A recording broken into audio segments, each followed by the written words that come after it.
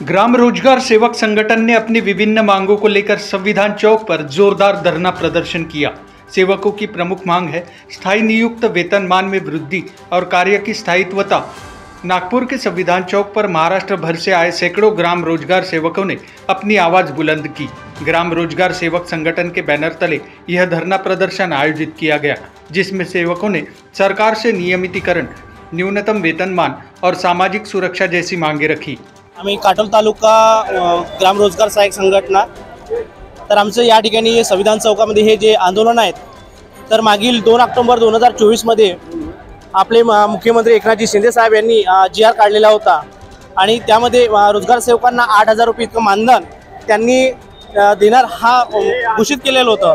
पण अजून आता एक वर्ष लोटत आलेलं आहे, तरी पण अजूनपर्यंत ते मानधन आमच्या खात्यापर्यंत आलेलं नाही आहे। सगळे रोजगार सेवक यांना 8,000 अजूनपर्यंत आलेलं नाही आहे, त्यामुळे रोजगार सेवकांवर उपासमारीची वेळ आता आलेली आहे। तर आता शासनाने याच्याकडे लक्ष देऊन आमचं मानधन आमच्या खात्यात द्यावं आणि आमच्या कुटुंबाचा, आमच्या परिवाराचा उदरनिर्वाह कसं करायचा याचा विचार करून त्यांनी आम्हाला आमचा न्याय द्यावा, हे आमचं सर्व सरकारकडे मागणी आहेत। आणि जोपर्यंत आमचं मानधन आम्हाला भेटत नाही, आमचा न्याय आम्हाला भेटत नाही, तोपर्यंत आम्ही हे आंदोलन पुकारू।